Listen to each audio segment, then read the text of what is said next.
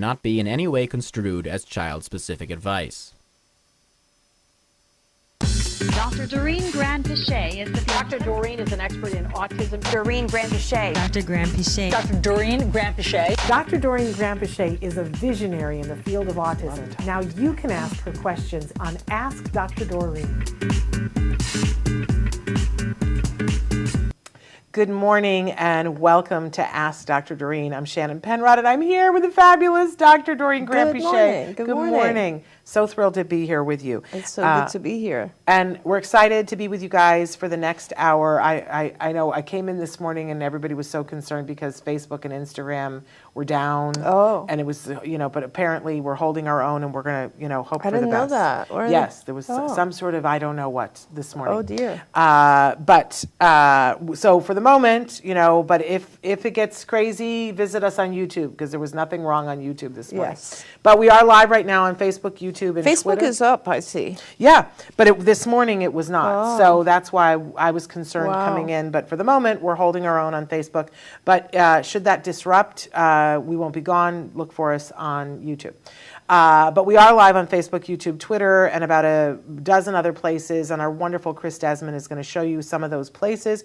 Don't forget that once the show is done live, and we are live right now, when it's done live, then it will be a podcast that is available as a free podcast wherever you download podcasts. Remember that Ask Dr. Doreen is its own podcast now. You want to make sure that you subscribe, like, share, and make sure that you are subscribing to the Ask Dr. Doreen feed so that you are getting that podcast, which is separate now from Autism Live.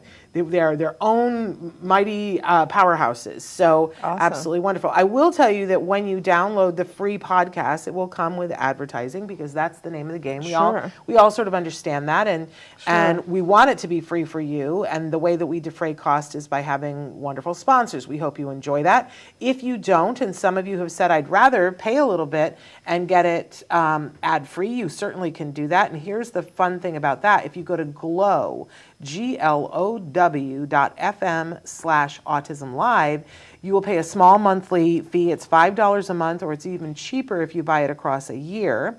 And if you do that, you are subscribing to get both Autism Live and Ask Dr. Doreen, everything that we do here at Autism Network, and you will get that with no advertisements. And we thank you for your patronage for that, if that is what you prefer. It's everybody's preference, right?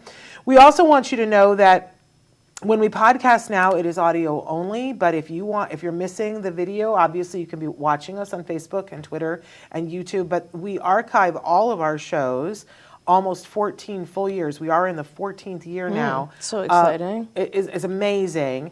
You haven't aged at all. Oh, but yeah, I have. If you look at the first day that we were doing it, it's like, who is that woman? For me. But you look exactly the same. You look like you've gotten younger. So I don't know how you do that. Thank you. When I watched the intro, I'm like, oh my God, those were the days. Well, But thank you. You can see me with dark hair when I was still tying it. It was I it was love your great. hair this way, though. And Yeah, I love the new haircut, Yes, too. I didn't wait for you. I shaved my head again. I mean, not completely. And I went a little shorter than I meant to. I said I meant to go for the Judi Dench, and again, I got the Mike Pence. It will grow out. That's the one thing we're sure of. It will grow out. And I don't think people understand, like, It's so when good. you have curly hair, so I do. and I do. Sarah has curly hair. But I think when people don't have curly hair, they don't understand how much time and effort. And I just don't have the time and effort. I don't have the patience. My hair is not curly anymore. It's kind of wavy. Wavy? Yeah. Yeah, but it used to be curly when I was a child. It's not as curly as Sarah's. Well, I have like excessively curly hair, and it gets and it turns into I look like I am Bozo the Clown, and if I'm not willing to go to the length to get it so that it weighs it down a little bit, I look like I have a Brillo pad on my head, and I also, in order to exist, I have to wear a CPAP now, and I don't know if you could still see at a certain time in the morning. You can see the straps because I have to put the thing on, and if my hair gets long, it gets caught and whatever. It's just a nightmare. And so I'm like alopecia, come on. I will take alopecia for someone. No, please. I don't need it anymore. I don't mind wigs. Poor people who suffer from alopecia and don't want it. If I could take it from you, I would. But I love it like this. This is beautiful. It's hilarious. It's beautiful. It's beautiful. This is not a good look, but it'll grow out. It'll happen. I'm happy, so it doesn't matter. Anyway, all of that is to the side. We're here to talk about autism and the many different things that you guys need. So the chat is open now. I'm saying hello to Jessica. So wonderful to have you here, Jessica. And I'm saying hi to Rodney, who said shared. Thank you, Rodney. We appreciate that. And Susie, good morning. So listen, here's our topic, and I'm just telling this to Dr. Granpeesheh now. She didn't hear this beforehand. Our topic this morning, everybody hold on, is how do you discipline a child, teen, or adult on the spectrum? Ooh. I know. I said you were going to love this conversation, maybe not so much. Okay, so we actually had 3 different questions come in about 3 different age ranges. So let's start with the first one. What kind of discipline methods, and we'll take questions about anything, you guys, but this is the starter. What kind of discipline methods can I use with a 24-year-old with autism and anxiety disorder that tends to say sorry a lot even though he didn't get in trouble and has an issue with bringing the phone in the bathroom a lot and uses it even though it's time for bed? Also, issues worrying about being in trouble and being arrested by the police and afraid of mental hospitals. Anyway, I need help with him with these issues. Yes, perfect. Great question. I'm so glad somebody asked this question. This is the kind of thing where I feel like I could give you good feedback. Yeah. But can I just before I get into this topic, I want to talk, just answering questions, I just want to talk about the word discipline. Yes. I don't like the word discipline. I know. I'd like to avoid the word discipline because it's not really, it in so many ways, it just doesn't work, it's not the right perspective. Yeah. I think we need to just think about consequences as opposed to discipline, right? And in life, there are positive consequences and negative consequences to whatever we do. And some of those are immediate and some of them are long-term, right? And a lot of times in typical development, when we're young, we generally strive to receive positive consequences from our actions. We learn naturally. This is conditioning. We learn naturally.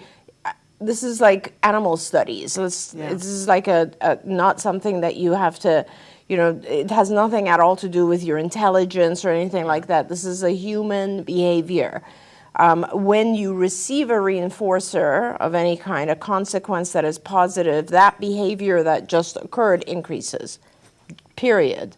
When you don't receive a reinforcer, that behavior that just occurred decreases. That's just human behavior. So when you're a child and typically developing, what you tend to do is you automatically start doing those behaviors that are going to gain you immediate reward, okay? And you start to learn to avoid things that are going to produce immediate lack of reward or punishment, a negative consequence, okay? So over time you learn that. As you mature, as you become older, past adolescence, even in adulthood, sometimes in adolescence, sometimes in childhood, depends on how the family is. But basically, at some point in life, you learn to work on reinforcers that come later. They're not immediate, they're later. And that's when people who become very, I guess, successful in their goals, because whether it's something as simple as weight loss or going to Harvard. It doesn't matter. Those are people who work very hard right now, but don't expect a positive consequence right now. They can wait for it in the future. So, but all behavior is shaped by what happens afterwards. I don't want to say discipline. To me, discipline should be translated to or should be referred to more as negative consequences. Okay, so a behavior is followed by either lack of reward or a negative consequence of some type.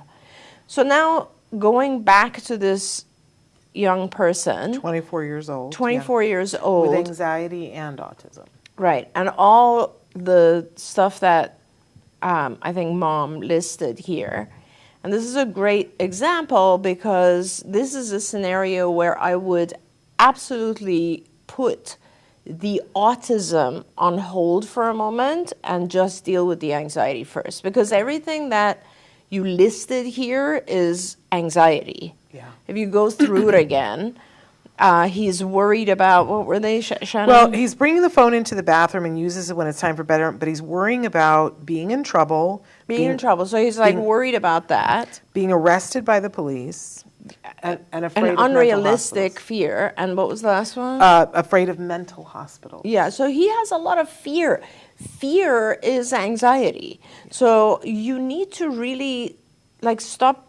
This is when I tell parents, like, pick your battles. Yeah.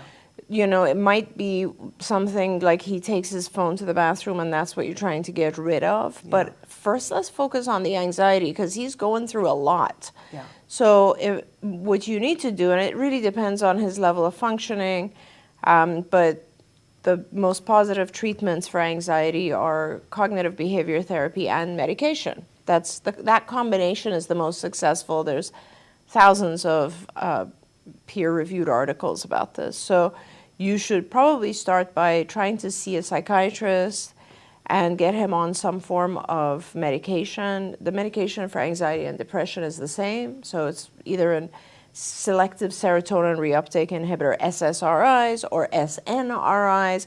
But you basically are taking medication which will not change his personality. It will help him be a little bit less worried at all times. That in itself will make his overall life a little bit more positive. And that's very important because you're talking about removing positive consequences. Like you're talking about, when you say discipline, you're talking about adding a negative consequence to his life for doing something like taking his phone to the bathroom. And if you're ever going to add a negative consequence, you need to first make sure there are enough positive consequences so that the end result ends up being fair. Right. So in my opinion, you should really be more focused on just the anxiety aspect of things and making that better.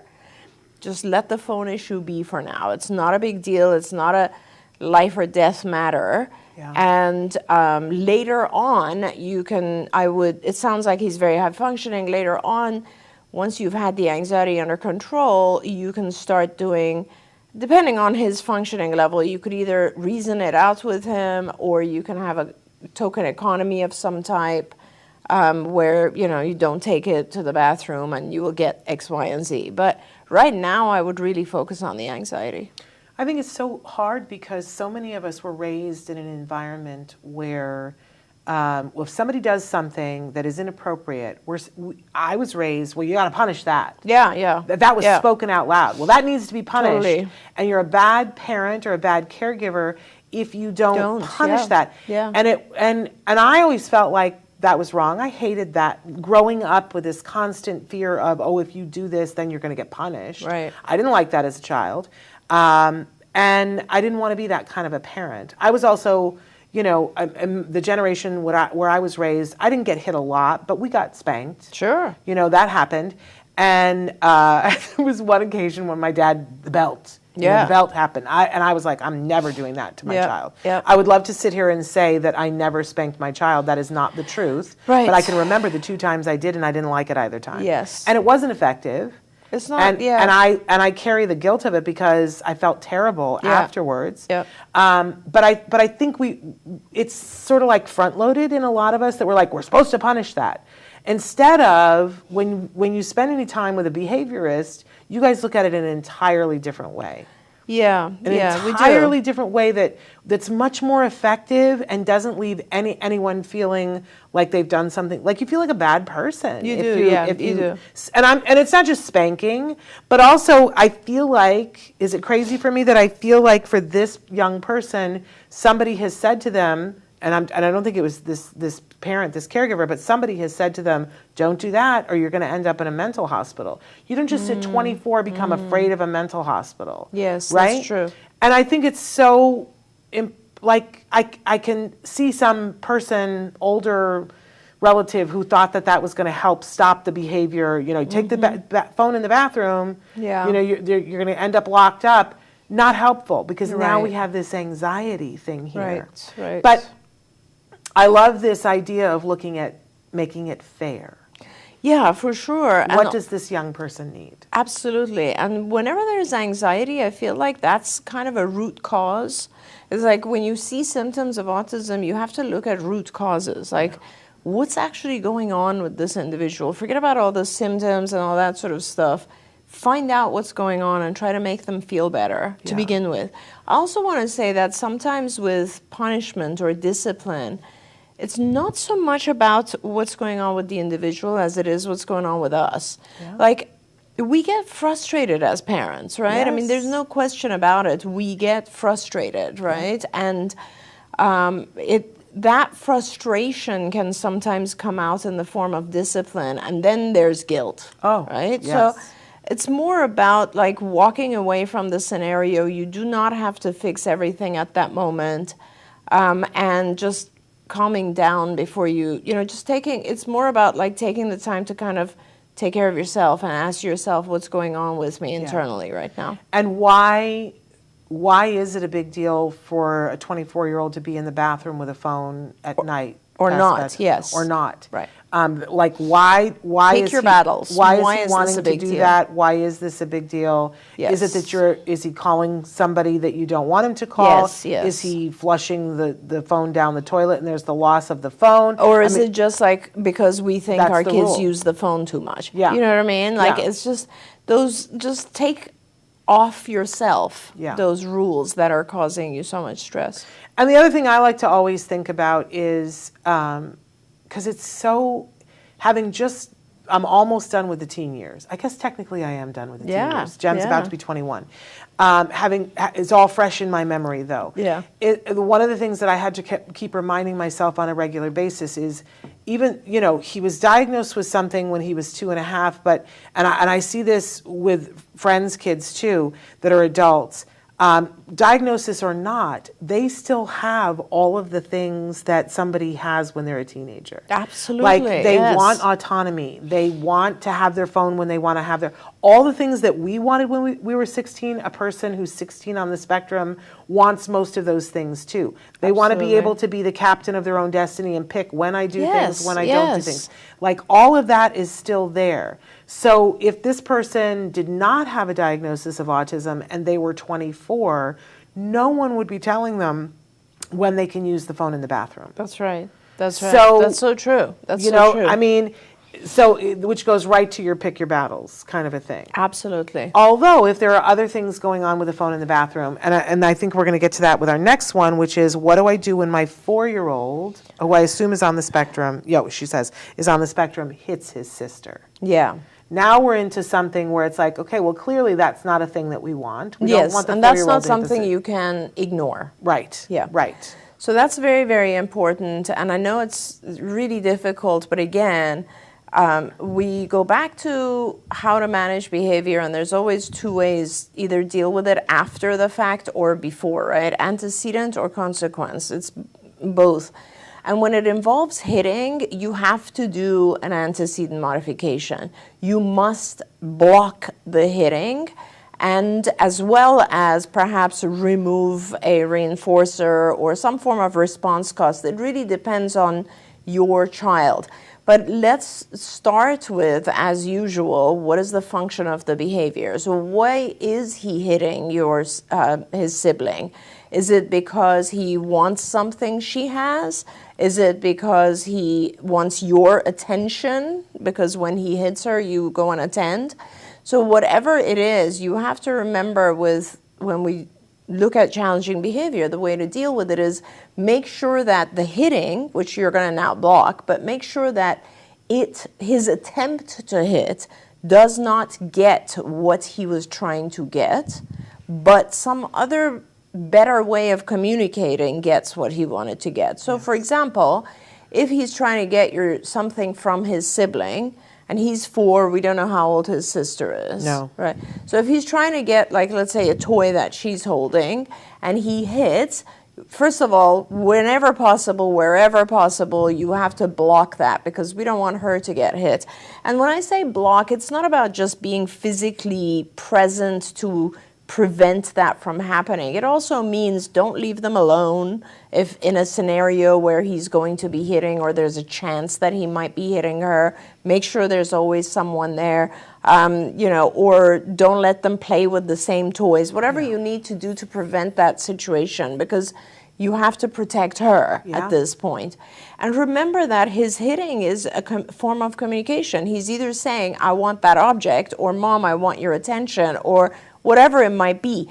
And when he makes an attempt to hit, give him a more appropriate way to respond, to communicate. So if it's about wanting a toy, teach him, model for him. Let's say you'd block it and say, I want the toy, or can I have the toy? And then give him the toy for 3 minutes or whatever it is.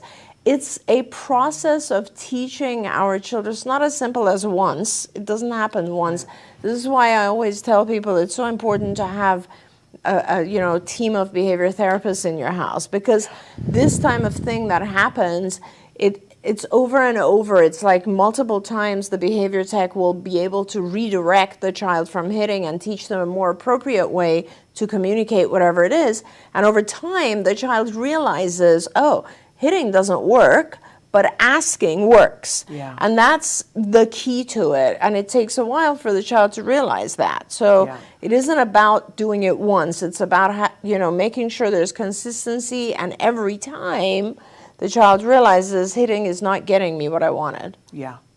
But let's look at it the other way, because a lot of, if my mother, before she saw ABA, were a part of this conversation, and a 4-year-old hit somebody else, my mother would be like, that needs to be punished. Right. Whether his hand needs to be smacked and he needs to be told, no, you don't do that. Now you go stand in the corner. Right. Right? But does that actually work? Does that prevent him from hitting the next time? And I think the studies are clear. No. Well, okay, so let's go into the studies. Yes. It works for that particular behavior. If it's an immediate punishment, it's going to work for that particular behavior, but it will be replaced by some other behavior. Yes. Because until you teach the child to communicate in a more appropriate, acceptable way, there's going to be some sort of aggression. Because remember, when a child can't communicate what they want, they're frustrated. So their way of expressing that frustration is going to be, he might not hit the next time, but he'll just grab. Right. He might not grab, but he'll, push. Yeah. Exactly. So there's going to be some sort of aggressive way of communicating unless we teach that none of the aggressive behaviors work. And let's be honest, immediate punishment works. Yeah. But it's not going to be effective over time because it'll always be replaced by some other behavior that you didn't punish yet. You end up punishing everything. That's insane. Yeah. And it doesn't work long term because the child will, after a period of time, realize, oh, it's been 6 months. I think I'm going to try hitting again. Yeah. So you have to give the skill. This is kind of why I always think that, with behavior, ABA, with applied behavior analysis, there's such a huge focus now on how to manage challenging behavior. And I've always said, you cannot manage challenging behavior without teaching skills. Yes. There has to be a skill teaching portion, because without that, there's nothing to replace the challenging behavior. Well, it's not fair. Yeah. It's like saying, I don't care why you needed that, you just don't get it. Exactly. It's not fair. Exactly. And it's not effective. So exactly. There we go. Hey, we're saying good morning to Joy, who says that both of her kids are autistic. She says, exactly. My 14-year-old only wears sandals no matter where we go. This is all he will wear, and I don't stress about it. Fantastic. Fantastic. Joy, Picking your battles. Exactly.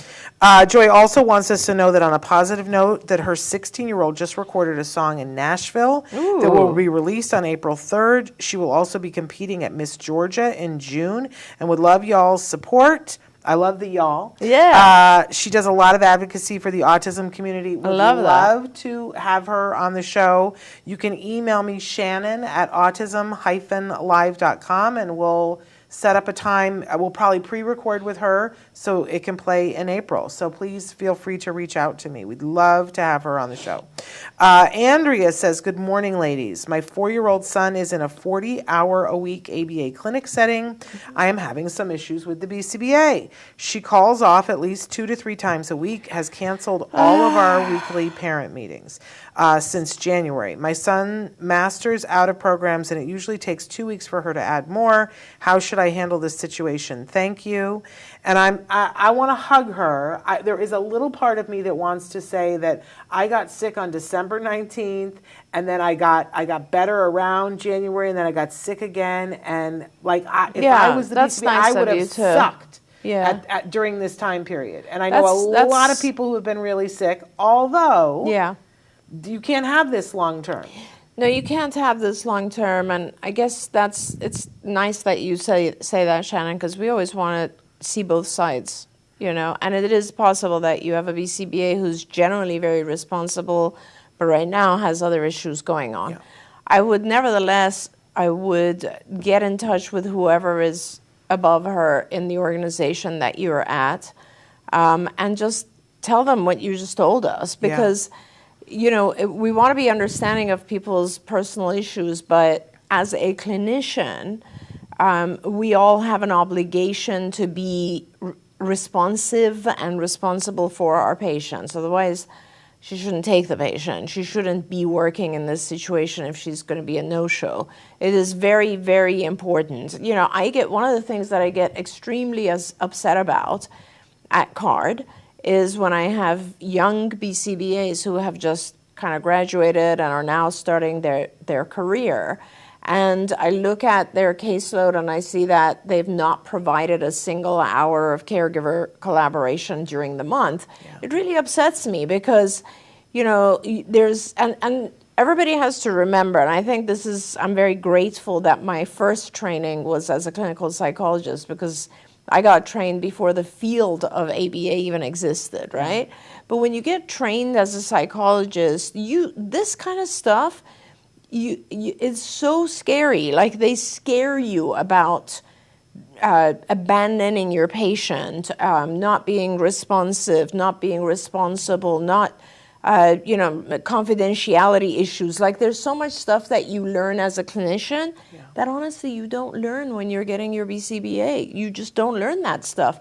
And I think it's about the universities being better and adding a little bit more about patient care and, clinical responsibility of being the person who is in charge of this patient's care. So I would go above, and I would actually say, listen, and I don't know, Andrea, if you like your BCBA, if you think generally your BCBA is good, then I would just go in pretty gently and say, generally speaking, my BCBA is good, but she's been canceling, and 2 to 3 times a week, that's just not okay. It's not okay. It's not okay. It's not okay. I think sometimes, because the world of ABA, at some point we're going to get to the point where people have a much better understanding of what this world is.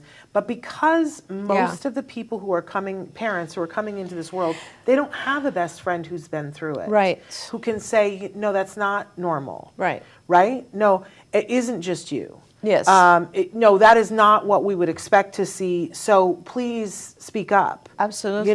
So I'm so glad that you're here and that we can say that for you, because that is not normal. That is not. Now, might there be a reason that when you say, oh, okay, this is happening, that somebody can say, obviously they're not going to tell you the HIPAA things. Maybe there is a medical thing that's going on with them, but then they can get you someone else in the interim while that person's taking care of things. Absolutely. And here's the other thing. She goes on to say that my son masters programs rapidly. Yes. And this, it might be one of the issues, to be honest, because some BCBAs they're very good at techniques. Like, this is another thing that is, I think, a problem with the BCBA curriculum, like when you get your BCBA. There's a lot of focus on how to teach. So we learn these millions of techniques of both teaching, which are things like discrete trial, NET, et cetera, prompting, shaping, et cetera, and also how to manage challenging behavior, right? Which are millions, all the differential schedules and extinction and all that sort of stuff, right? So you learn a lot about process, how to change behavior. Yeah. You don't learn a lot about content. Right. If I'm teaching someone to go from no language to normal language for their age, how do I go about, what's the first thing I teach? What's the second? What's the third? What's the content of what I'm teaching? So for a child who is rapidly learning, it is also possible that your BCBA doesn't know where to go next. They don't know what lesson to introduce next.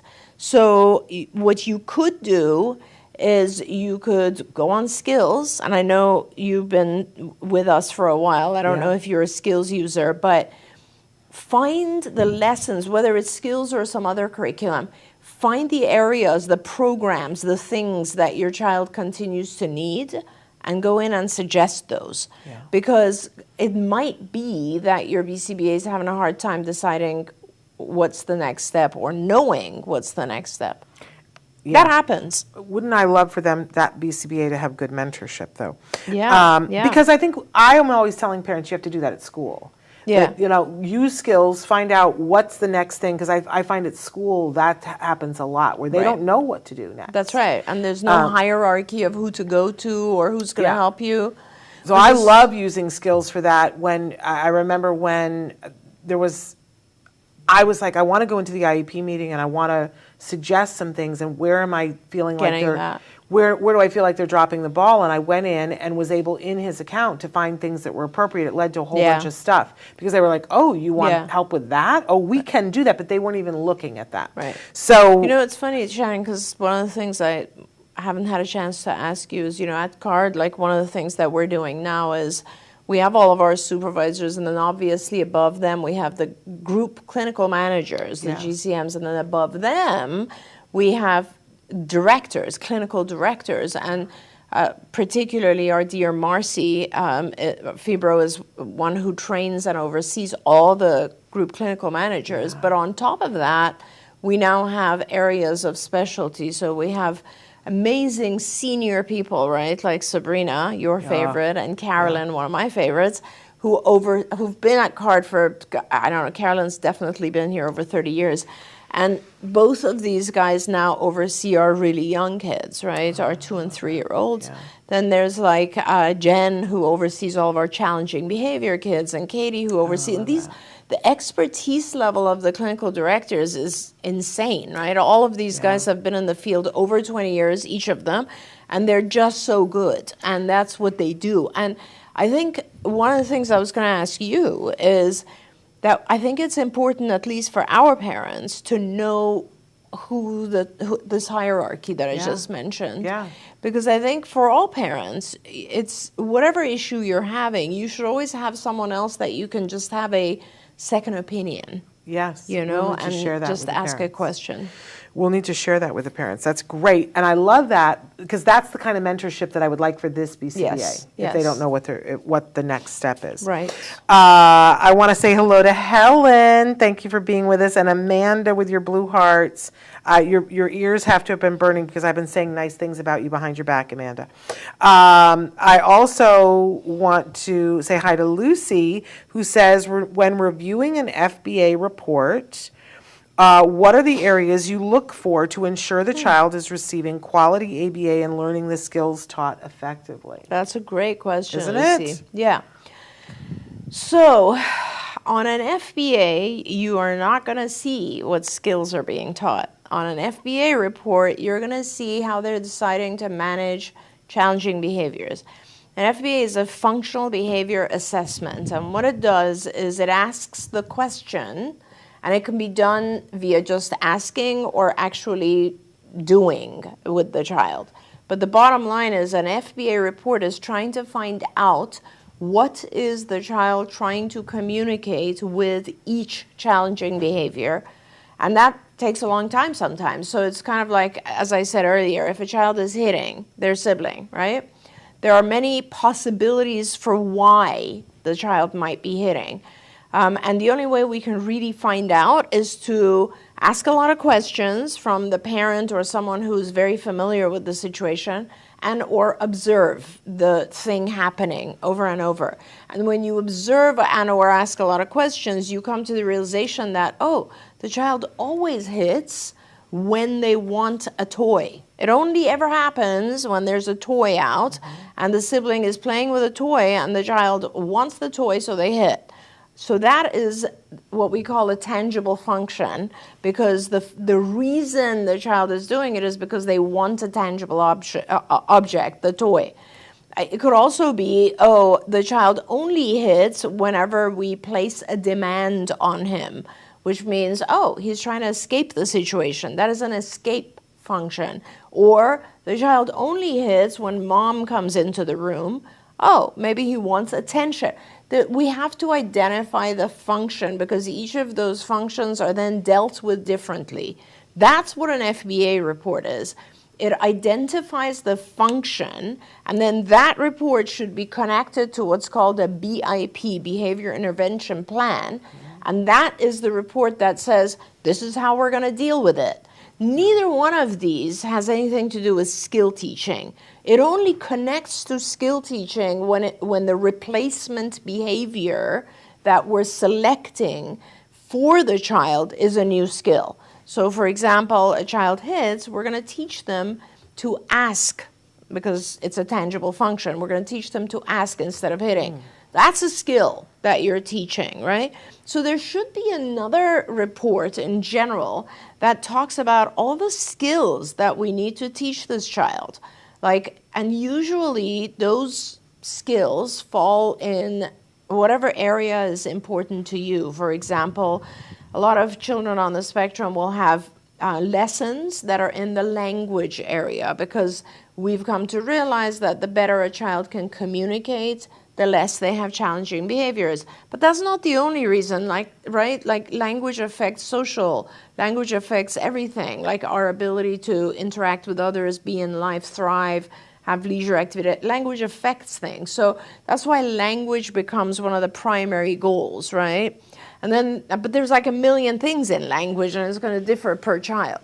And then the other area that a lot of parents ask for is social, obviously, and those are a whole bunch of skills. So if you're looking to determine whether or not you have the right skills being taught to your child, don't look at the FBA report. Just ask yourself, what are my priorities? And pick your top 5. And are we working on those in some way or shape right now? That's really where it's at. Her follow-up was, do FBA reports only look at maladaptive behaviors? Do the FBAs look at deficits such as deficits in functional communication? Very good question. So they do, but only in the sense, as I said, as a replacement behavior. So for example, if you look at an FBA that says, oh, this child always hits whenever they want to leave the classroom, then you know that there's a lack of the ability to say, I need a break, or whatever it might be, right? Or they're not understanding that they can't hit. So there's a language issue. So that's functional communication. Let's say a child hits because they cannot gain access to a drink they want or a food they want. That's a lack of functional communication. And then that would lead to, I need to teach this child how to communicate in a functional way. But as I said, over time, when you're dealing with a child, when you're working with a child, you develop a list of all the things the child needs. And those go into like a skill teaching portion of the report. Like when we do reports for our payers, our insurance companies, certainly there's a functional behavior. There's a whole, BIP section, an FBA section, sure. That has to happen. But there's a really big section that has to do with, these are all the skills I'm teaching. And the skills that you're teaching, by the way, have to do with reducing the deficit areas, as you said, because overall, remember, when you do a diagnosis of autism, there are a bunch of things that are happening that are different, right? Some of them are behaviors that are excessive, like the challenging behaviors, which, by the way, are not part of the diagnosis. They're a side effect of not being able to communicate. Right? Challenging behavior is not a symptom of autism. This is really important to know. It's not anywhere in the diagnostic criteria. It simply has to do with the fact that one of the symptoms of autism is reduced ability to communicate. And when you have a reduced ability to communicate, you're going to have challenging behavior because that's the only way you can communicate. Yeah. I want to pause for just a second and talk about skills because I think part of I love Skills. Skills is a wonderful software program that you guys can subscribe to. And they did arrange this week, because last week I had said, we were talking about Skills, and I said, reach out, skillsforautism.com, but ask them for the friends and family discount, which is how I always referred to it. Sure. And I said, I don't know whether they're still doing it or not, and then people did, and then I got messages from Sangam saying, what is this friends and family discount? But it's all good, That's because so then funny. it made us define it. So now it's even easier than before, because you don't even have to call. Yeah. If you go in, if you order it, there's a place where it has a coupon code, and you could put Friends and Family 10 because you get 10% off. Perfect. If you put in the Friends and Family 10 code. So just the words Friends and Family 10. So, and the thing about Skills is, and I'm going to do, in fact, Lisa Bancroft has said she'll help me. We're going to do Great. a webinar just about Skills and invite people to it. Fantastic. And to show you how to use it, what it does, whatever. That's really good. Right? Because and We need she's an that. expert in using it, and I'm an expert in loving it. Yes, Which that's is awesome. a very different That's thing. awesome. So here's the thing. One of the first things that I always say about parents is, we want to know, where is my child? Like when you go to a mall, Right. you look for the map, and it says you are here, and you go, okay, where am I trying to get to? And then you can visualize it, Yes. right? And as a parent, I always wanted to know, where is my child? Like, where are their skill deficits? Like, can somebody show me exactly? And nobody in the beginning could show me. And then Dr. Granpeesheh and all these other wonderful people got together, and they created this wonderful Skills. And that's one of the first things that it does. You take, it's a lengthy assessment. It's not something you're going to sit down and do in 15 minutes. I'm just going to hold everybody's Right. hand on that. But I was saying this to parents the other day. This is one of the best gifts you can give your child in the world, is to take this assessment. And it's you, the parent, that does it. And they've already proven that you doing it is as effective as the person who is your autism expert. It has efficacy. And you answer a bunch of questions. And then it creates this infograph picture, graphs, and it has all of these skill levels. It will show you your child's receptive skills are here, and it shows you in like dark green. And then as your child, and it shows you where the child would be if they didn't have this diagnosis, right? So you see, okay, this is where we are, this is where we need to get. And as your child starts to learn within Skills, in light green, it shows you getting closer to the mark. Right. But it does this on, what is it, like 36 different things that you can look at it and go, this is where my child is. I mean, This it's is where- on 4,000 different things, really, if you think Really? about it. Because Really? it's like, it's all, and it depends, right? We have two different skills. So one for adults and one for children. Yes. And if you look at just like the main one, which is for children, skills developing, and you look at it, there's across the following domains. So it's language, adaptive skills, which are things like daily living and taking care of your own health and so on. Social skills, play skills, motor skills, academic skills, cognitive skills, and executive functions. And so there's 8 different domains. Within each, there are hundreds of lessons, and within each lesson, there are hundreds of what we call operands, so different aspects of teaching, so sub-lessons kind of. And so there's a lot of different things, and it'll show you exactly what things your child needs to do.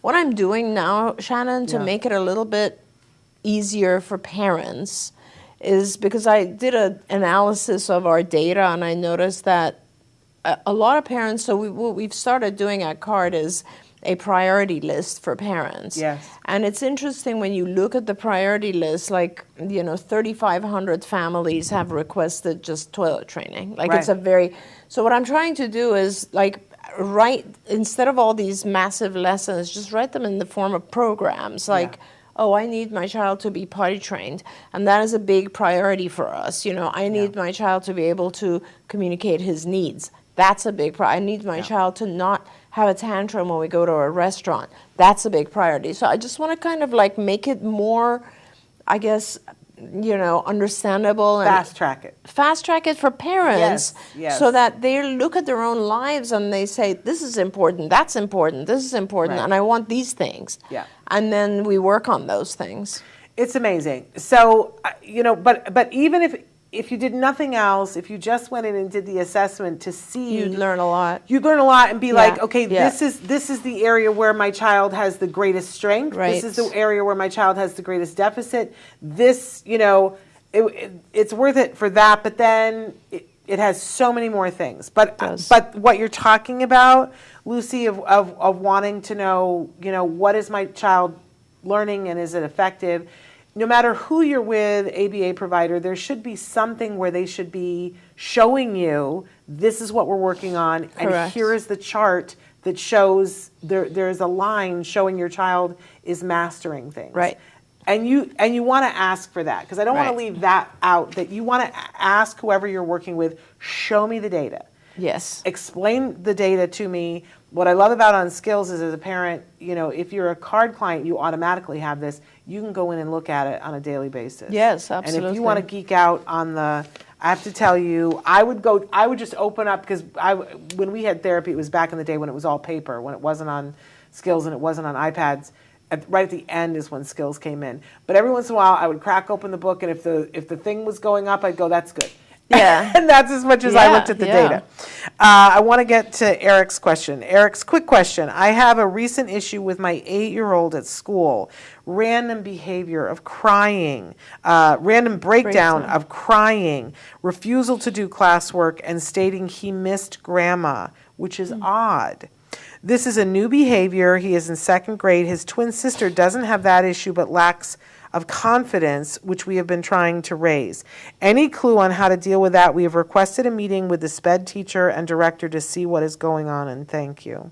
Oh, I have such concerns. Yeah, so I would, there's a lot of questions. I guess I can just at least start you out with questions to ask, because to begin with, whenever there's like a sudden change in behavior, you definitely want to know what has changed in the environment. And it could be things have changed at school. It could also be there was something going on with grandma last time he saw grandma. He might have gotten a lot of chocolate. I don't know, whatever. Right. So it's kind of like, I want that as opposed to this. So you kind of need to figure out. And the other, by the way, the other side of it is grandma could be just an association with comfort. Yes. So let's find out what's going on at school. You're not always going to get an answer from the SPED teacher because they're not A, aware, B, might not share with you every single thing. So maybe have someone do an observation for you. A lot of schools these days will not allow things like longer than 20-minute observation. So I would really start by getting some observations of what's happening in school. That's like the most important thing, and I would do it as often as possible, either you or someone else, because sometimes our kids react quite differently when we're present. But there's something, and I would really urge you to try to find out what that is. Yeah. And also, I have questions. I don't know when you saw grandma last. What was the circumstance of that? Is his twin sister in the same classroom? Is he? I don't know what his awareness level is, because he could be learning from another child. There's so many questions. You have to start by finding out kind of the antecedents to this behavior in the classroom and the consequences. Like every time he acts out, maybe they're taking him for a walk, and he enjoys that. I don't know. Yeah. Whenever a parent says something, they're like, well, this is happening, but it's odd. I always find that the interesting thing. Yeah. Like if there's something that's odd, it's not really odd. It's not like odd. the There's some keys to explanation. You just don't know yet. And I am so amazed by our kids on the spectrum that people tend to have this idea that it's not that level of deep with our kids. And I go, no. In fact, I think it's the opposite, that what I notice about our kids is that they are so good at symbolism. Yeah. That they will take something and they associate something with it, Yep. right? Yep. And they catch, like we have kids that if you watch the Life Animated, that not only was he communicating, he was using Disney lines from Disney films, but he was taking whatever it symbolized in the Disney film and applying it. Like, that's high level stuff. It is high level stuff. High level stuff. Absolutely. And so I'm like you. I want to know, what does grandma symbolize? Right. The first thing that comes to my mind is that, we've had some pretty intense tragedies over the years with some of our kids. Yeah. And there's one young person who we love very much that his dad passed away. And we saw afterwards that he was asking for a VHS player to play Thomas the Tank Engine VHS things. And like, I know that was very unsettling to Mom, but when you stop and thought about the fact that that was him trying to go back to the last time that he felt okay. Yeah. That Dad was there, and he didn't say, I want Dad back, because he knew he'd done that, and that was fruitless. But so he started asking for a VHS, because that's what the memory was. Yeah. And we have another kiddo that, the mom passed away, and it was terrible circumstances, and he was in a hotel with Grandma and Grandpa when Mom passed away in the hospital across the street. And he kept asking to go back to the hotel because that was the last place he felt safe and Mom was okay. Yeah, yeah. It's really kind of brilliant. So my question is, what is he associating with Grandma? This whole thing? Yeah. That and it sounds to me, I'm hearing anxiety. Yeah, I mean, this something kid is having going anxiety. on for sure. Yeah. Oh, he says Grandma is dead and he never met her. Oh, Okay, interesting. so that's very interesting. Yeah. When was the last time that Grandma came up? Well, or it could be that the word grandma is being misassociated. Like, in other words, is there a story they're reading in school that has a grandma in it? Is there some film that he saw where grandma is some positive thing? He's misunderstanding what grandma means. That could also be. And is he also having anxiety about the fact, was there a story about Grandma and he's like, oh no, I have missed the time when she's here. It could very well be. It could also just be as simple as, Shannon, someone in school has said something about their grandma. Right, or maybe they had Grandparents' Day. Oh, maybe that's what it is. Yeah, I don't know. And he didn't have Grandma there. Yeah. But it would be worthwhile to dig in, but also to look at something has gone on at school or is going on at school that has made the anxiety bar go up. Show him a bunch of pictures and ask him to identify who is grandma. Let's see if he has a person in mind even, or it's just a concept. Amazing. But we're sending you a hug. That's difficult. It is very difficult. You really have to see what's happening in school. And I just definitely ask the special ed teacher, like, what happens when he refuses? What are the things that, what types of things does he refuse to do? And what do you guys do when he refuses? Find out the antecedents and consequences. And I don't want to leave out the part about the twin sister lacking confidence. Yeah. We want to know if they're in the same classroom. And I'm glad that you're going to talk with the SPED teacher and director about that. My assumption is that they are in the same program. Classroom, yeah. And I want to say, with our kids, confidence is one of those things I love talking about, because there's always ways you can boost the child's confidence, and it's so important. Yeah. So and it has really nothing to do with their ongoing daily routine or behavior. It has to do with finding their special skill. And I think for all children, that is very important. With typically developing kids. For all adults too. But yes, that's a very good point, because you're totally right. But for kids, I think, especially kids on the spectrum, it's so important to find something that they're special, that makes them special. Yeah. It can be music, it can be art, it can be reading, it can be whatever, being organized so the teacher uses them more, whatever it might be. And let me tell you, when you select that thing and you reward that thing and you make a big deal about that thing, not only is it a big boost to the child's self-confidence, but it is a lifelong thing that the child will believe about in themselves. Yeah. It's a huge thing to find in our children the things they're good at, and to really reward them for that, because they will always come to believe in themselves in that way.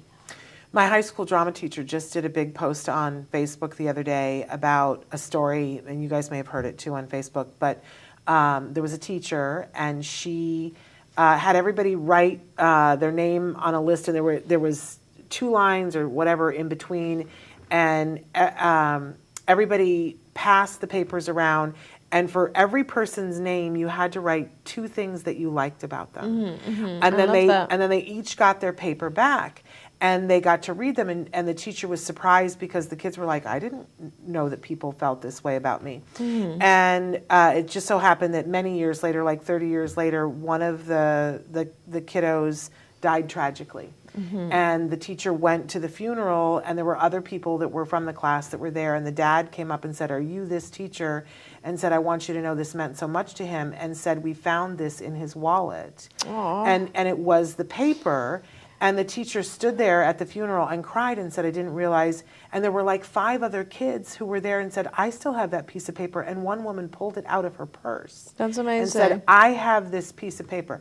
The need for self-esteem. I love that. I mean, imagine if you just do something like that, you know, at Thanksgiving or whatever it is. It's a very, very important thing to hear what you're good at or how other people see you.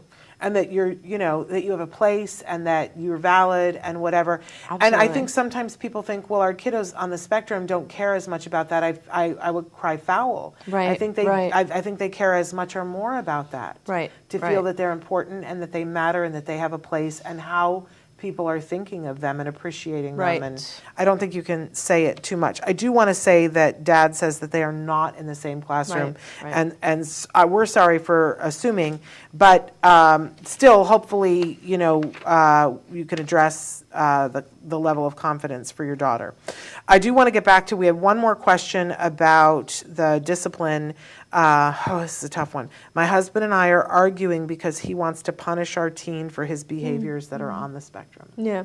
And that's, again, a pretty hard thing. And again, it goes back to the first question that we responded to, which really is, I think the way to go about it, and this is, you got to be careful, because a lot of times one spouse is more involved and learns about behavior change and the other spouse doesn't. And then you get into arguments because you're looking at things in a different way. Yeah. And I would really recommend that your husband just maybe take a very, very short class on how to change behavior. We did produce an online company years ago called Institute for Behavior Training. And it's online, and you can go in there, and there's a whole section for parents, IBT. I think it's ibehavioraltraining.com. ibehavioraltraining.com.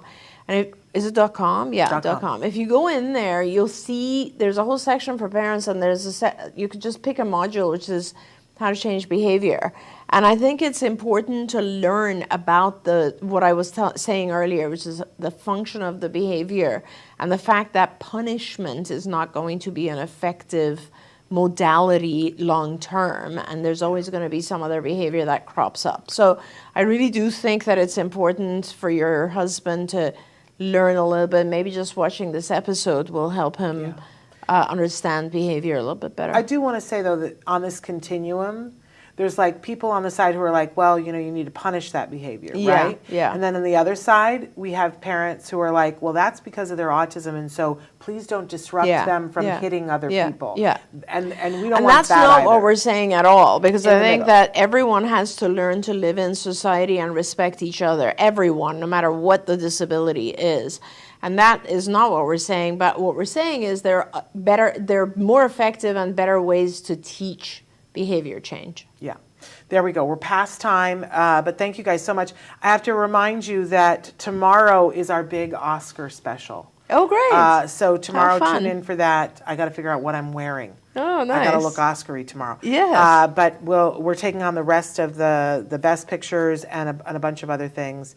I really want to encourage people, go watch the shorts, the live action shorts. Nice. I hope Sonny has seen them. I'd like to talk to Sonny I have about no them. idea if he has. Oh, they're so good this year. All 5 of them are so good, you guys. But anyway, we'll be here tomorrow for that. And we've got so many things that we're pre-taping shows for August. It's heating up here. So until then, give your kiddos a hug for me and one for you too. Thank you so much. Always a pleasure. Bye-bye for now. Bye, everyone. Don't forget, you can watch Ask Dr. Doreen live every Tuesday morning at 10 a.m. Pacific time. We hope to see you there.